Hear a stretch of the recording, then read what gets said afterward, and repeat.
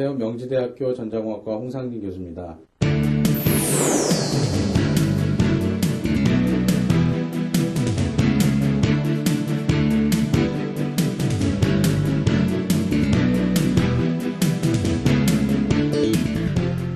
어, 19강을 시작하도록 하겠습니다. 19강에서는 플라즈마 엣치에 대해서 좀 더 자세하게 알아보면서 뒷부분에 있어서 최근에 수행된 재미있는 연구 결과를 같이 여러분께 소개를 해드리려고 하겠습니다.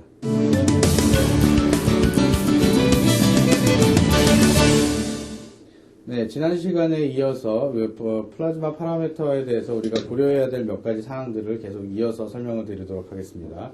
즉 폴리머 포메이션이라고 하는데 드라이 엣치가 계속 진행되면서 이 안에 있는 플라즈마 이온들과 이 엣치가 되는 옥사이드와 반응해서 기체화되지만 일부 가끔은 플로로카본 같은 CF 같은 계열의 그 폴리머들이 사이드월에 데포지션 되는 경우가 있습니다.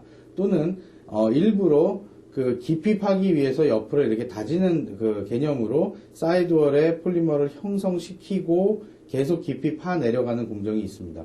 왜냐하면 이 폴리머들이 실제 이 플라즈마 이온들에 노출돼도 엣치가 되지 않는 것들이 있기 때문에 또한 이렇게 엣치가 되지 않는 것들을 일부러 형성시키고 깊게 트렌치를 엣치하는 경우가 있는데 특히 D램 셀이나 또는 그 STI 형성을 하기 위해서 또는 컨택홀 엣치를 하기 위해서 이런 공정들이 간혹 사용이 되기도 합니다.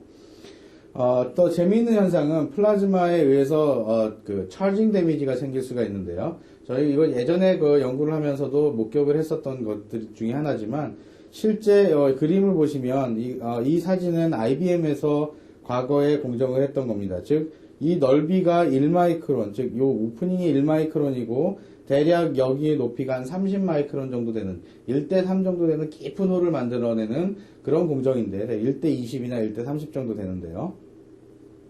아이디얼하게는 이렇게 깨끗하게 나와야 되지만 어쩌다가 이런 벌루닝 효과가, 풍선 효과가 나타나기도 합니다. 참 재미있는 현상인데 이쪽 위에서 플라즈마들이 쭉 내려오게 되면 플라즈마들은 플러스 이온들을 띠고 있습니다. 즉 플러스 이온들이 깊은 곳까지 쭉 내려오다가 다른 밑에 있는 물질하고 반응을 해서 기체로 빠져나가야 되는데 기체로 미처되어서 빠져나가지 못하고 아래쪽에 축적되다 보니까 플러스가 계속 축적되는 상태에서 플러스 반응성 높은 이온들이 들어오니까 서로 플러스 기에 의해서 서로를 밀쳐냅니다. 즉 우리가 자석 두 개를 같은 극길에 이렇게 되면 어떤 힘을 받다가 결국은 양쪽으로 이렇게 틀어져 버리는 그런 현상이 생기죠. 그렇듯이 플러스 이온들과 플러스 이온들이 이렇게 만나다가 한쪽에 반응성 있는 플러스 이온들이 옆쪽으로 맨 밑에서 옆쪽으로 가게 되는 현상들이 생김으로써 이런 모양을 만들어내기도 합니다. 그러나 사진상으로 우리가 그런 모양이 나오면 쉽게 볼 수 있는 것 같지만 이것은 우리가 크로스 섹션이라고 해서 웨이퍼를 절단해서 사진을 찍은 것이고 위쪽에서 우리가 육안으로 볼 수 있거나 보거나 CD샘으로 보는 것들은 이런 단면도가 아니라 위에서 보이는 동그란 오픈된 원 하나밖에 안 보인다는 거죠. 그래서 이럴 경우에도 위에 엣치가 잘 된 것처럼 위에서 볼 수 있는 동그란 원이지만 밑에 가서 이만큼 바람이 들어있는 또는 이렇게 이만큼 구멍이 돼 있는 형태의 엣치가 될 수도 있고 이런 것들은 쉽게 검사가 되지 않기 때문에 디펙티브라고 하는 즉 잘못된 공정이라고 판별되지 않고 계속 다음 공정으로 들어가는 경우도 있습니다. 자, 그래서 드라이 엣치에서 중요한 것들이 보면 CD 컨트롤 굉장히 중요하고요. 엣치 프로파일 굉장히 중요하고 리지스트 리프팅이 생기면 안 된다는 것도 마스크로서 엣치 마스크가 좋아야 된다는 거, 유니포머티 좋아야 된다는 거, 그 다음에 이 케미칼에 대해서 케미칼을 적게 사용하고 즉 폐기물도 적게 나오고 왜냐하면 다 기체로 날아가기 버리기 때문에 그런 환경에 영향을 덜 준다는 것 차원에서 보면 드라이 엣치가 어떤 장점을 가지고 있다라고 설명을 드릴 수 있습니다.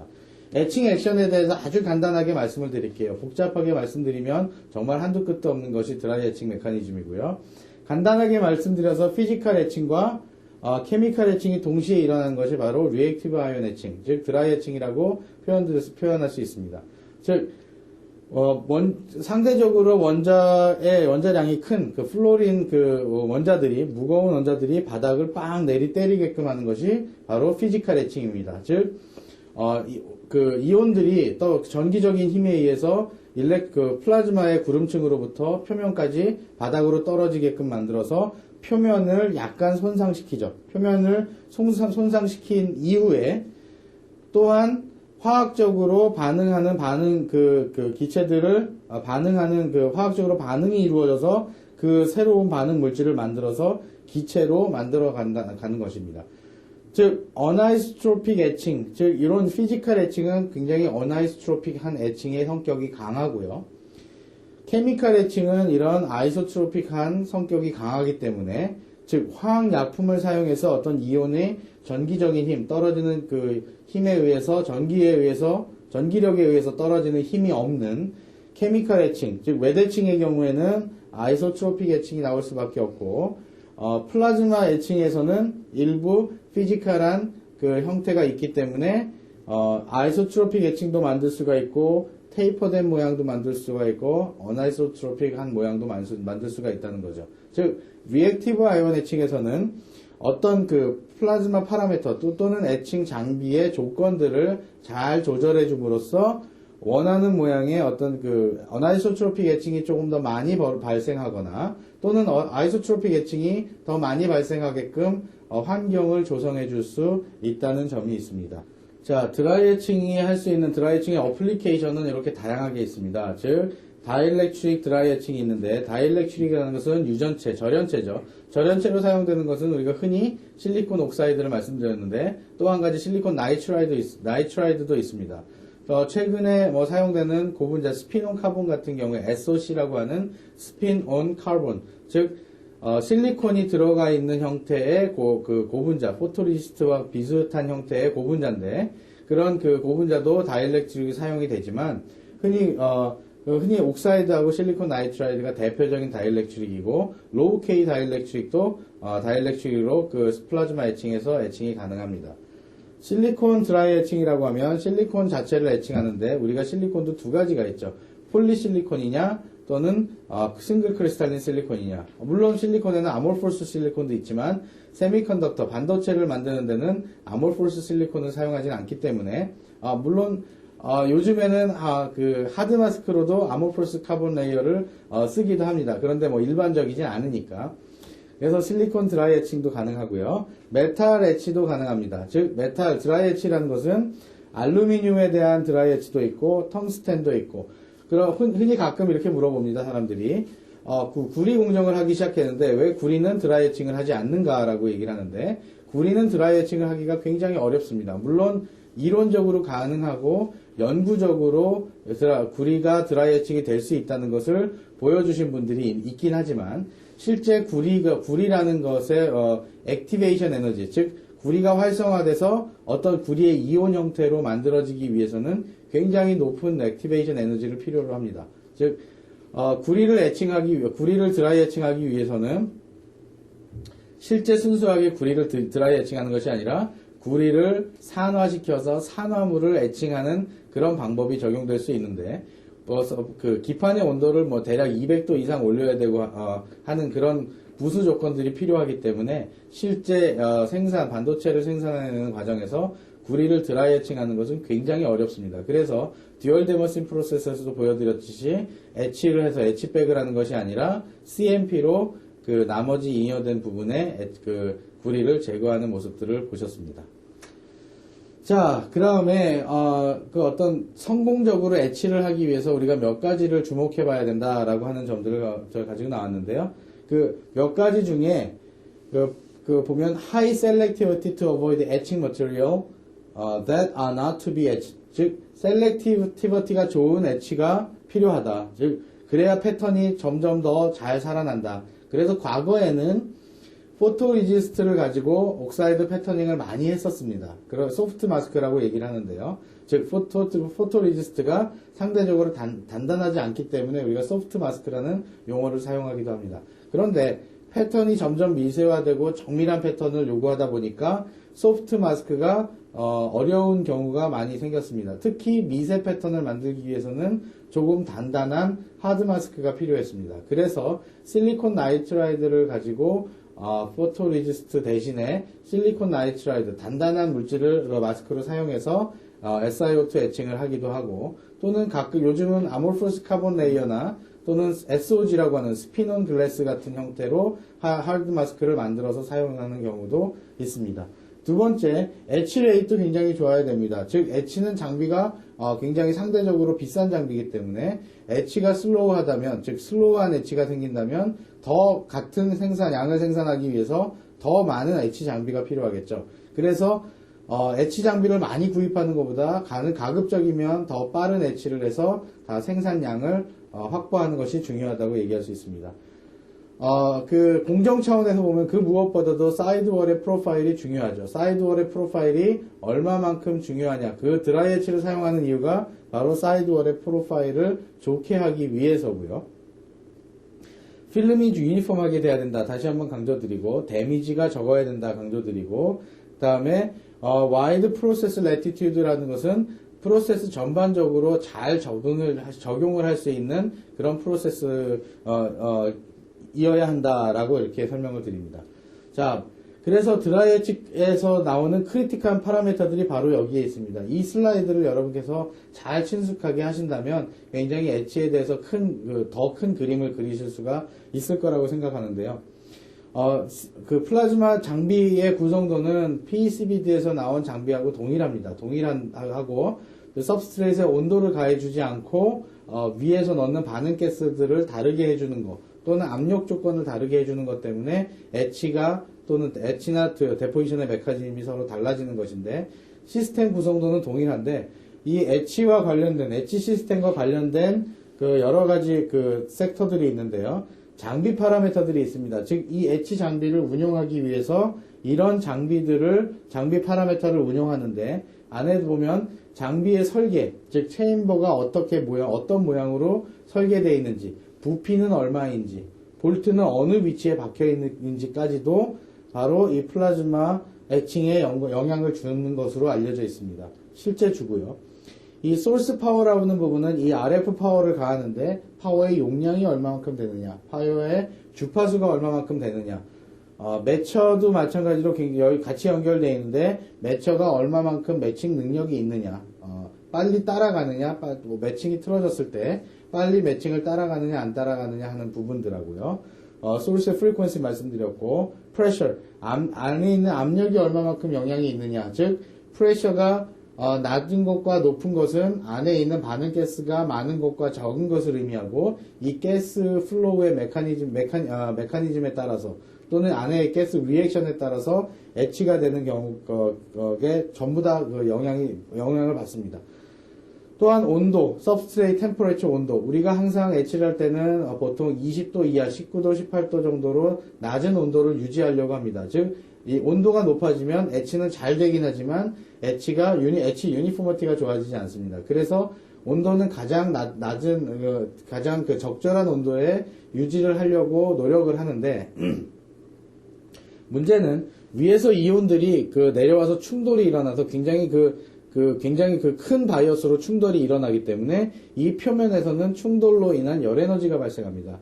그래서 실제 웨이퍼 표면의 온도, 공정이 이루어질 때 웨이퍼 표면의 온도를 측정하는 것은 아직까지는 불가능하고, 일부 웨이퍼에 그 온도계를 더 부착을 해서 온도를 측정하는 그런 센서들이 나와 있기는 하지만, 그것도 더미 웨이퍼, 즉 더미 웨이퍼라는 것은 공정이 이루어지는 것이 아니라 온도를 측정하기 위한 특별한 웨이퍼에 설계가 된 센서지, 공정이 이루어지는 동안 온도를 측정하기가 어렵습니다.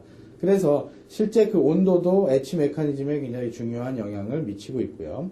안에 들어가는 가스의 종류뿐만 아니라 가스의 양도 굉장히 중요하고, 이 vacuum의 컨디션, 즉 진공의 상태, 이 체인버의 표면 상태 등이 굉장히 중요하고, 이 프로세스 레시피라는 것도 굉장히 중요합니다. 즉 어떤 스텝에 얼마만큼의 양을 넣고 파워를 줄이고 올리고 하는 과정을 꾸며나갈지, 이 레시피라고 하는 것은 여러분이 그 흔히 요리법이라고 얘기를 하시면 되죠. 뭐 하나의 뭐 요리를 만들 때, 계란 후라이를 만들 때 기름을 두르고 계란을 하고 뭐 뒤집고 어느 시간 동안 익으면 뭘 하고 하는 요리법과 마찬가지로 이 반도체 공정에서도 공정을 하는 공정 방법이라는 것이 레시피라고 하는 것입니다. 이런 것들이 분명히 인풋 파라미터로, 인풋 요소로 들어올 거예요.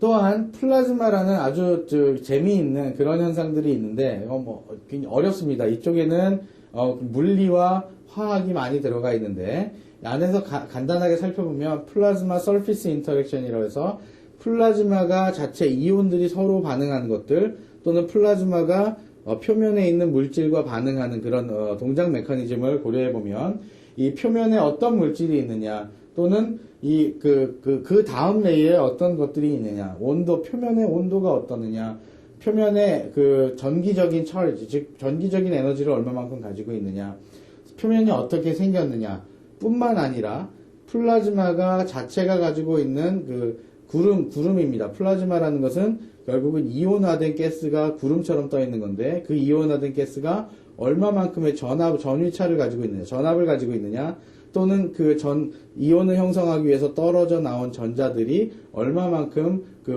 온도를 띠고 있느냐. 즉, 일렉트론 템퍼레처라고 하는 부분이 전자들이 갖고 있는 온도인데요. 이 전자들의 온도가 높으면 높을수록 굉장히 활성화되어 있고, 전자들이 어떻게 분포되어 있느냐, 일렉트론 에너지가 어떻게 분포가 되어 있느냐, 디스트리뷰션 되어 있느냐, 이온 에너지가 어떻게 분포가 되어 있느냐, 이런 것들에 대한 정보들이 바로 다 애칭에 영향을 미쳐내는 영향을 끼치는 요소라고 할 수 있습니다. 다음에 또 컨트리뷰팅 팩터로서는 클린 룸의 환경이 어떻느냐, 이 장비를 유지하고 메인터넌스 하는 것들이 얼마만큼 잘 유지가 됐느냐 하는 것들이 이 인풋 요소로 들어가서 결국 우리가 바라보는 것들이 퀄리티 메저라고 하는 것들이죠. 즉, 엣치 레이시냐, 셀렉티비티냐, 유니포머티냐, 어떤 사이드월 프로파일이냐, CD가 잘 유지됐느냐, 찌꺼기가 남았느냐, 남지 않았느냐 정도의 결과물로 우리가 확인하게 되는 겁니다. 흔히 과거에는 굉장히 비싼 장비를 운영하면서, 굉장히 고가의 장비를 운영하면서 우리가 이것만 생각했습니다. 장비를 운영하는 사람들은 내가 파워를 얼마에 세팅하고 뭐 압력을 얼마 주고 가스를 얼마 줬을 때 뭐 엣치가 얼마만큼 된다. 그 다음에 뭐 사이드월 프로파일이 이렇게 된다. 라고 얘기를 하는데 우리가 간과했던 부분이 바로 이런 부분이라는 거죠.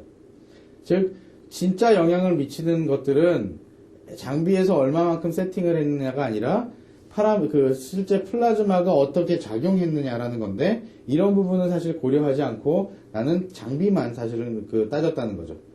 반면에 학교에서 또는 연구소에서 이 플라즈마를 연구하셨던 그 분들은 또는 플라즈마에 대한 관심이 많으신 분들은 이 반도체 장비라는 것을 고려 안 하고 플라즈마는 이런 관계가 있고 이런 역할을 하고 표면하고 이런 반응을 하고 일렉트론 템퍼레처는 어떻고 이온 에너지가 어떻고 이렇게 분포되면 어떻고 분포의 어떤 꼬리 부분이 어떤 에너지를 많이 갖고 있으면 활성화가 많이 되고 주로 이런 얘기들만 했다는 거죠. 즉 플라즈마가 영향을 미치긴 미치지만 이 플라즈마가 생성되는 그 장비에 대한 부분은 사실 고려가 되지 않았다는 거죠.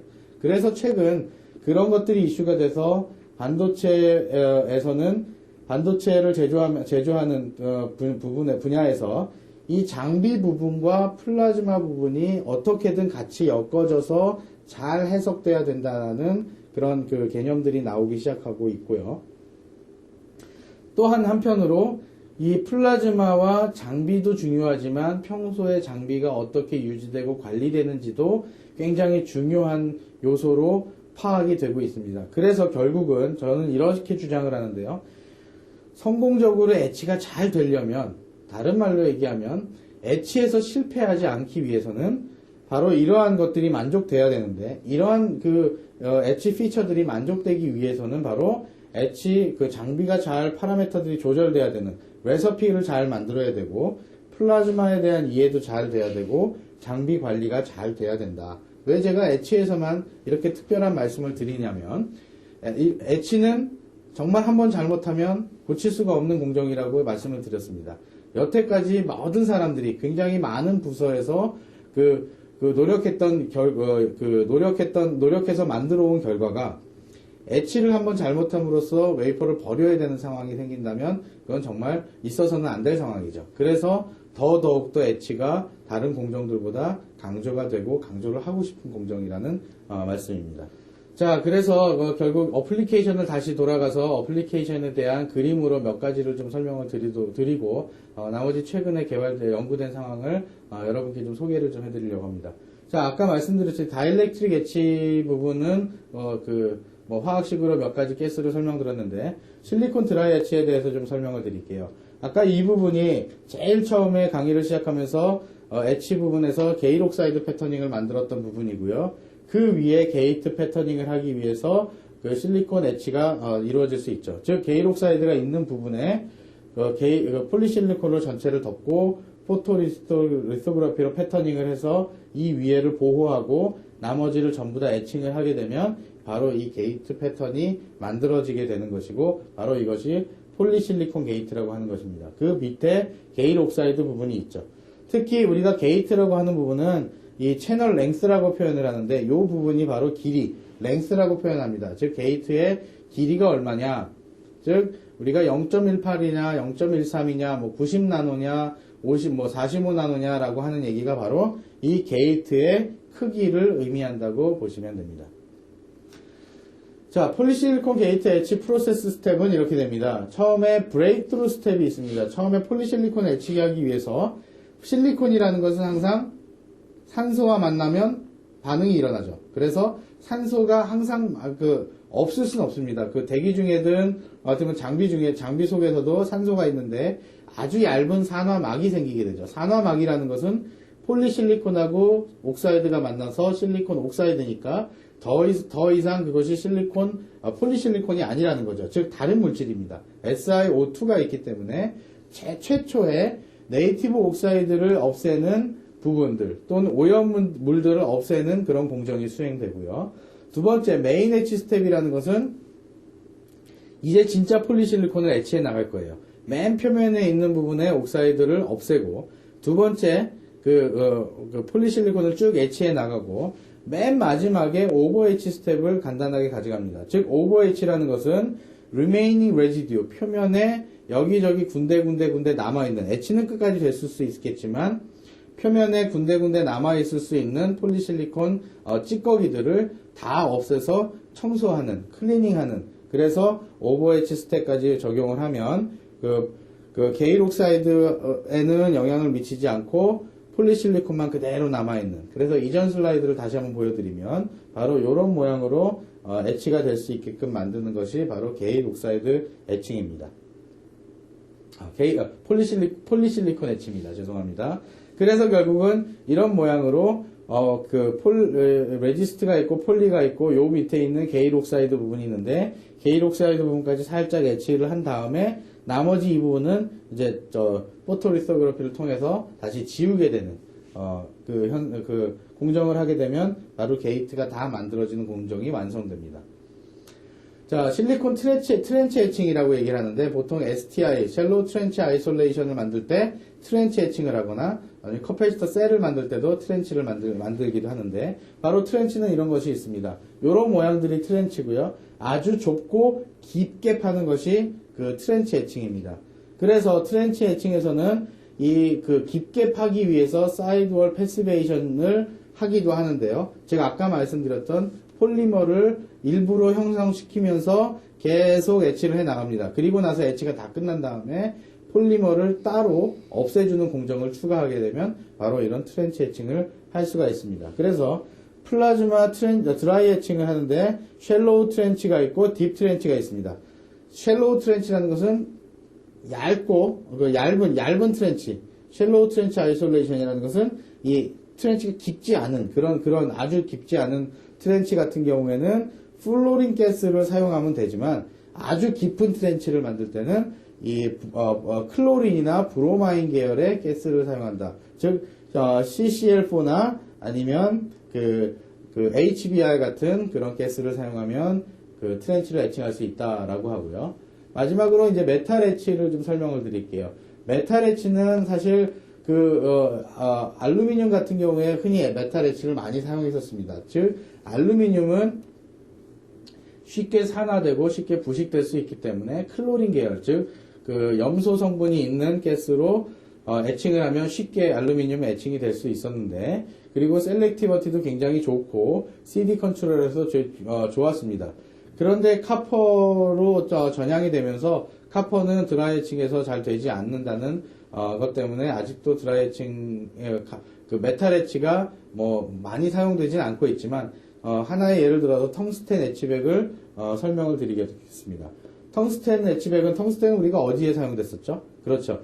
텅스텐은 플러그를 만들 때 사용됐었죠. 그래서 텅스텐 CVD를 가지고 이렇게 비아가 형성된 위에 SiO2에 비아를 형성하고 텅스텐 CVD를 하게 되면 이 안에는 비아가 다 채워지고 구멍이 이렇게 나 있는 상태에서 위에 텅스텐이 이렇게 깔려 있게 되겠죠. 물론 텅스텐을 CMP를 해도 되지만 플라즈마 엣치를 사용해서 텅스텐 엣치백을 하는 경우가 있습니다. 즉 엣치를 하게 되면 특히 이 열려져 있는 구멍이 크지 않기 때문에 전체적으로 바깥쪽은 전부 다 엣치를 많이 하고 이 안쪽의 구멍은 엣치가 덜 되는 그런 현상을 만들어낼 수 있기 때문에 우리가 조절을 해낼 수가 있기 때문에 그렇게 조절을 해서 쭉 엣치를 한 다음에 마지막에 CMP를 간단하게 해주면 공정이 개선될 수 있는 상황. 그래서 메탈 2를 스택할 수 있는 그런 공정이 될 수 있습니다. 자, 이번 슬라이드부터는 지난 앞부분에서 이루어졌던 플라즈마 엣치에 대한 기본적인 설명과 더불어 최근 이슈가 되고 있는 플라즈마 공정 모니터링이라는 거에 대해서 설명을 좀 드릴까 합니다.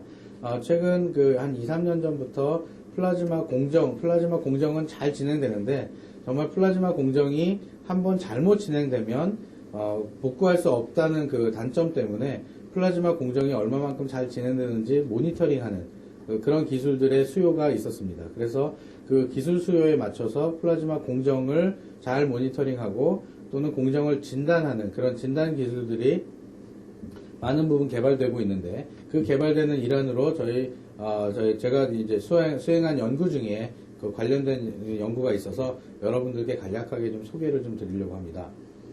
즉 기존에 일전에 말씀드렸듯이 기존에는 플라즈마 툴 파라미터들 이러한 파워나 압력이나 가스나 온도 등을 조절해서 에치 레이트를 좋게 하거나 어떤 플라즈마 프로세스 파라미터 즉 결과 웨이퍼 메트롤로지를 개선하고자 하는 노력들을 했었는데 직접 이것들이 컨트롤하기가 굉장히 어렵다는 거죠. 왜냐하면 과거에는 큰 반도체, 즉 1마이크론급 이런 여유 있는 반도체를 만들었을 때는 충분히 여유가 많아서 마진이 많아서 눈에 나타나지 않았던 현상인데 요즘 최근의 반도체, 나노급 반도체를 만들면서 정말 여분이 없어졌다는 50나노를 만들어야 되면 정말 딱 50나노가 만들어져야 되는데 이게 50나노가 아니고 어떨 땐 52나노, 53나노, 어쩔 때는 47나노, 45나노 이렇게 변수가 자꾸 생기니까 물론 옛날에도 변수가 생겼지만 1마이크로를 기준으로 4, 5나노 바뀌는 것은 변화가 있다고 판단되지 않았는데 지금은 아주 미세한 변동까지도 또는 아주 미세한 오차까지도 허용되지 않는 그런 상황에 왔습니다. 특히 그래서 플라즈마 에칭 중에서 이런 플라즈마 파라미터들을 분석하고 해석함으로써 이 에치 레이트가 얼마만큼 영향이 있는지 또는 유니포미티와 어떤 영향이 있는지에 대한 노력이 있었는데 결국은 이 플라즈마 파라미터라는 것들, 플라즈마 자체라는 것은 무엇에 의해서 바뀌냐면 이 장비가 어떻게 운영되는지, 장비 파라미터가 어떻게 변화되는지, 즉 가스를 얼만큼 넣어줬더니 이 안에 있는 파라미터가 이렇게 바뀌고 그로 인해서 이 파라미터 바뀐 것에 의해서 웨이퍼에 나오는 결과물이 바뀐다는 그런 개념으로 생각하시면 괜찮을 것 같습니다. 그래서 흔히 공정을 모니터링하기 위해서 외부적인 어떤 센서를 가지고 공정을 플라즈마를 모니터링하는 또는 플라즈마 공정을 모니터링하는 기술이 있었는데 그 중에 가장 대표적인 것이 광학적인 시스템을 이용한 옵티컬 에미션 스펙트로스코피라는 것입니다. 즉 이런 스펙트럼의 형태로 나타나고 이 스펙트럼의 픽들이 나타나는 파장대가 바로 안에 있는 플라즈마가 어떤 요소들을 갖고 있고 그런 요소들이 어떻게 변화하는지를 해석할 수 있는 하나의 외부 진단 센서로 흔히 많이 사용이 됐었습니다. 특히 이 OES라는 그 광학적인 시스템은 생성된 플라즈마를 방해하지 않고 그 광학적으로 빛을 받아서 해석해내는 시스템이기 때문에 매우 유용하고 공정에 영향을 주지 않는, 즉 non-invasive하다는 그런 그 특성을 갖고 있었는데, 저희가 연구를 수행하면서 이런 그 non-invasive한 그 메커니즘을 그대로 사용을 하고 클라우드 오브 플라즈마, 즉 플라즈마의 어떤 구름과 같은 플라즈마에서 나오는 빛들을 받아서 해석하겠다라고 하는 플라즈마 센서 시스템을 개발을 했습니다. 그래서 마치 어떤 기능을 하냐면 의사 선생님들께서 사람의 몸에 청진기를 대고 그 사람의 건강을 체크하듯이, 어떤 건강을 모니터링 하듯이 이런 외부의 이런 센서 시스템을 적용을 해서 플라즈마의 공정 상태를, 즉 플라즈마의 상태를 봄으로써 플라즈마의 공정 상태, 즉 파라메터가 어떻게 변해 가는지들을 연동을 하는, 그 연관을 시키는 연구를 수행을 했었습니다.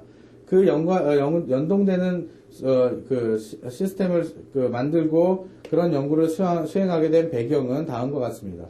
어떤 그 프로세스 스테이트가 제너레이션 될 수 있는, 즉 프로세스 장비가 있다면 인풋에 대해서 결국 프로덕트가 발생하는 그런 어떤 하나의 공정이라는 그런 개념, 또는 공정 장비라는 그런 개념이 있는데, 이곳에서 만약에 잘못되는 경우가 있으면 실제 어떤 청진기와 같은 그런 센서가 잘못된 것을 디텍션해서 장비에 지금 잘못되어 가고 있다라는 것을 알려줘서 어떤 즉각적인 대응을 할 수 있게끔 만들어주든지, 또는 이곳에서 발생한 어떤 데이터들이 데이터베이스에 들어가서 다른 외부에서 연결되어 있는 다른 센서들과 서로 통신을 하면서 그 실제 어떤 문제가 발생했는지를 쫓아가서 찾아낼 수 있는 그런 시스템을 개발하기 위한 과정으로 수행된 결과입니다. 특히 이름을 플라즈마 아이스 크로매틱 스테토스코프라고 이름을 명명을 했는데요. 즉 플라즈마를 바라보는 눈인데, 외부에서 바라보기 때문에 눈이고 직접 어떤 영향을 미치지 않기 때문에 바라본다는 개념이 들어가 있고요. 즉 크로매틱이라는 것은 우리가 색깔을 바라본다고 생각하시면 됩니다. 즉 어떤 그 플라즈마의 파장대에서 RGB가 나오는 색깔을 진단해냄으로써, 색깔을 찾아냄으로써 그 청진기와 같은 그런 역할, 지금 이 사람의 건강이 나쁘다 안 나쁘다를 얘기해 줄 수 있고, 공정 상태가 지금 잘 되고 있다 잘 되고 있지 않다를 얘기해 줄 수 있는 것처럼 그 청진기의 역할을 하게끔 이런 시스템이 개발되었습니다. 이런 시스템을 개발하게 되는 배경들은 이렇습니다. 처음에 No Perturbation to Plasma, 플라즈마에 대해서 공정이 진행되고 있는 상태에서 실시간으로 모니터링을 하다 보니까 플라즈마에 방해를 주어서는 안 된다라는 하나의 요구 조건이 있었고요.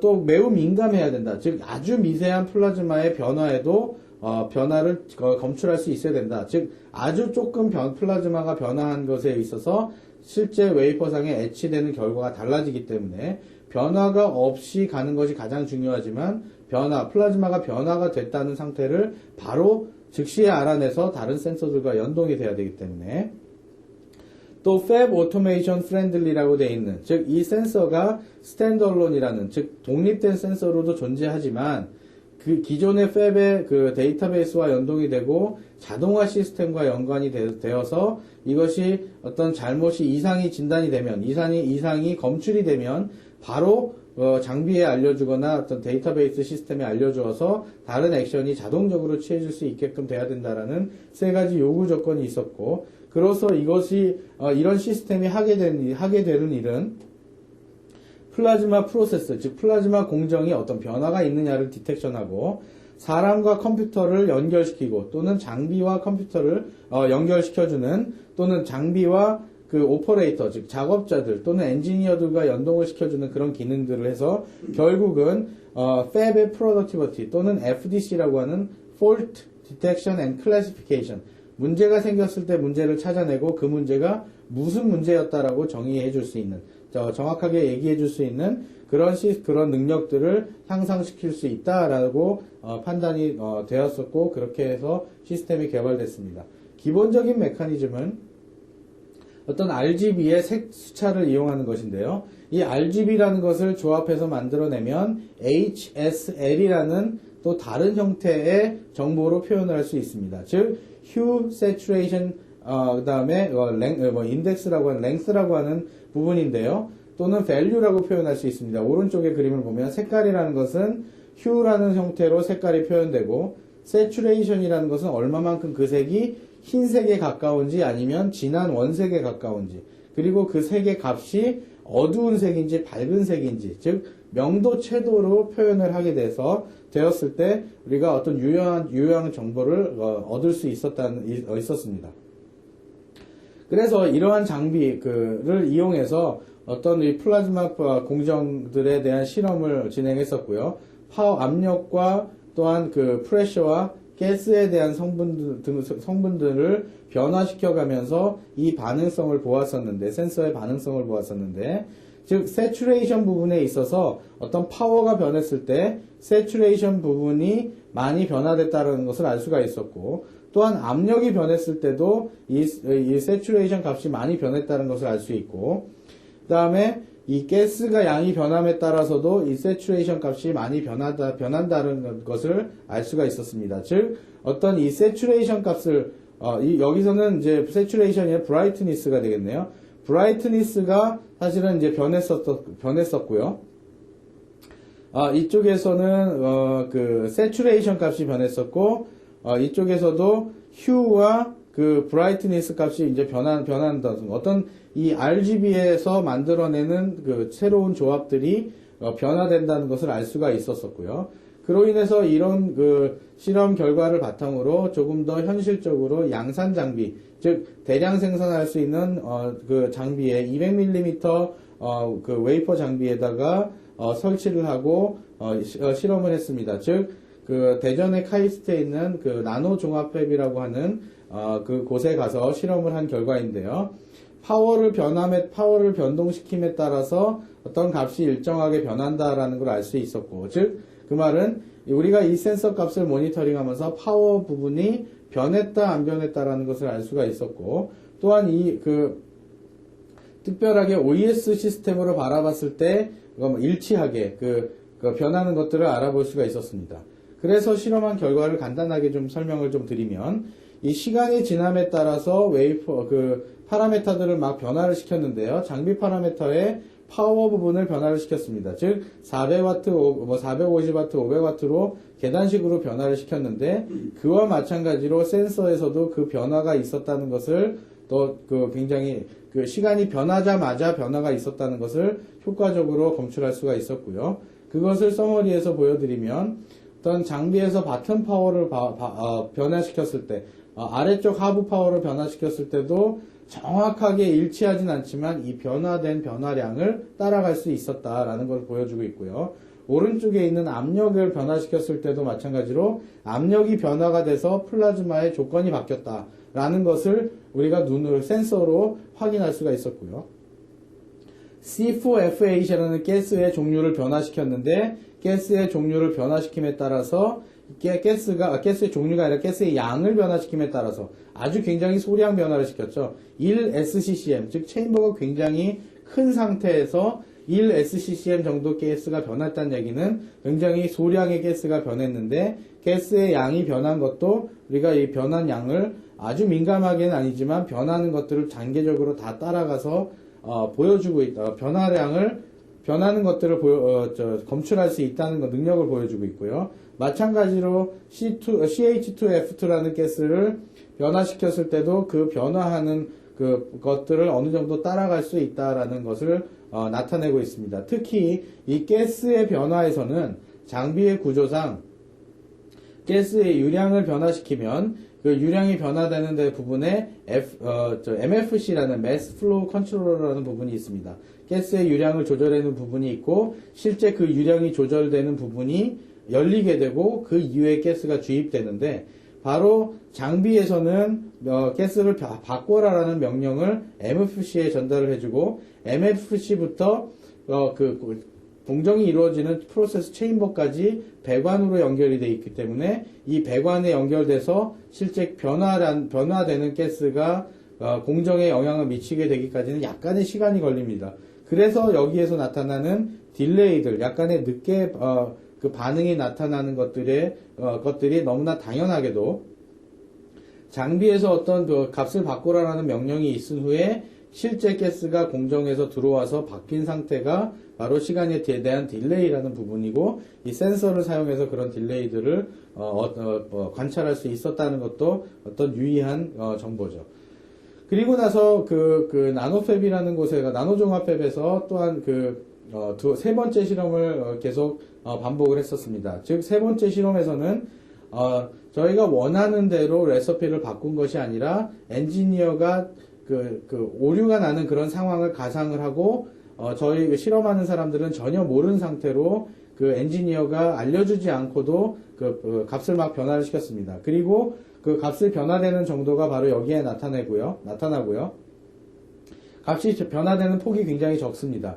그럼에도 불구하고 잘 나타나는 건데, 즉 베이스라인 프로세스라는 건 하나도 변화시키지 않고 일정하게 공정을 유지했을 때 바로 이 센서가 변화 없이 일정한 값을 나타내고 있다는 것을 표현해주고 있고요. 변화를 주었을 때, 공정에 대한 변화를 주었을 때 파워를 여기 가스인데요. 가스를 2SCCM씩 또 1SCM씩 변화를 시켰을 때 굉장히 안정하게 그만큼 변화되는 것을 재빨리 따라가는 것들을 보여주고 있고요. 마찬가지로 동일한 가스지만 가스의 유량을 1, 2SCCM씩 변화시켰을 때 매우 만족할 만큼 변화량을 잘 따라가고 있다. 한 가지 주목할 점은 가스의 변화량과 센서의 반응 변화의 방향이 다른데, 사실 방향이 다른 것들은 큰 문제가 되지 않기 때문에 이 변화가 있었다 없었다를 명확하게 따라가 주는 것으로 굉장히 만족한 결과라고 얘기할 수 있습니다. 특히 맨 마지막에 있는 그래프가 인상적인 그래프인데요. 첫 번째 런을 돌렸을 때, 즉 첫 번째 런이 이렇게 검은색으로 나타나는 것이고 다섯 번째 런이 이렇게 빨간색으로 나타나는 것입니다. 검은색으로 나타나는 것과 빨간색으로 나타나는 런이 일치하지 않는 것은 바로 첫 장 효과라고 얘기를 할 수 있습니다. 즉 첫 장 효과라는 것은 반도체 웨치 체인버가 처음에 이제 문이 열리고 나서 닫히게 되면 그 문이 열린 사이에 바로 그 체인버 안으로 공기가 유입됩니다. 공기가 유입됐다는 얘기는 이 체인버 벽의 상태가 공기에 의해서 영향을 받았다는 얘기죠. 아주 미세한 양의 공기 입자들이지만 그 영향을 받고 첫 번째 웨이퍼를 가동할 때는 이 부산물들이 etch가 돼서 배기구로 빠져나가긴 하지만 아직도 체인버 상태가 좀 다르다는 거죠. 그러니까 첫 번째 웨이퍼를 가동했을 때하고 다섯 번째 웨이퍼를 가동했을 때는 체인버 상태가 다르다는 거죠. 그래서 이 체인버 상태가 달랐다는 얘기는 이 양산 현상에서도 보고가 되듯이 웨이퍼가 처음에 한 낫이 들어가게 되면 첫 번째 웨이퍼와 두 번째 웨이퍼 정도는 상태가 달라집니다. 즉 etch가 좀 부분적으로 되든지 불안전하게 되는 결과들이 나타나는데 비교적 뒤쪽에서 나타나는 etch 결과는 안정적으로 일어나지만 첫 번째 앞부분에 있었던 첫 장뿐만 아니라 앞쪽 부분에서 공정이 이루어진 것들에 대해서는 약간 공정이 뒤에 하고 유니폼하지 않은 좀 공정이 다른 현상들이 목격되기도 합니다. 그것이 바로 이 센서로도 그런 현상을 목격할 수 있다는 것들을 나타내고 바로 이 센서가 그런 첫장 효과들을 잡아냈다고 얘기할 수 있겠습니다.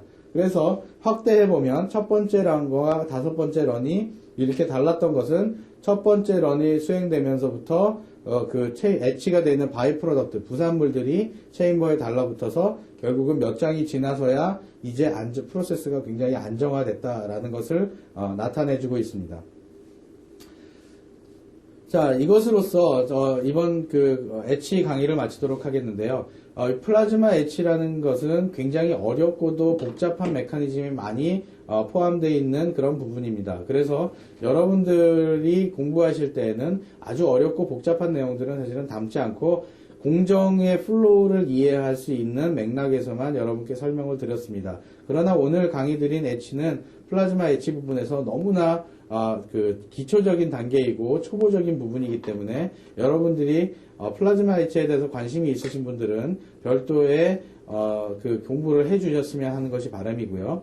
마지막으로 제가 현재 플라즈마 etch와 직접적인 연관이 있어서 수행한 결과를 여러분께 소개를 해드렸는데, 어떻게 보면 뭐 제 자랑처럼 보이겠지만 자랑이라는 것이 아니라 이런 연구 결과가 실제 양산에 대학에서 연구되는 그런 연구 결과가 양산에 어떤 영향을 줄 수 있는지, 또는 양산 환경에서 필요한 그런 요소 기술들이 연구 개발되고 있다는 것들을 여러분께 설명을 드렸고요. 또 대학에서 이런 기초 연구를 수행함으로써 실제 반도체 공정이나 반도체 이런 그 소자 업체들에게 어떤 도움을 줄 수 있는지에 대해서도 한 번쯤 고려해 보시면 어떨까 하는 내용으로 연구 결과를 소개해 드렸습니다.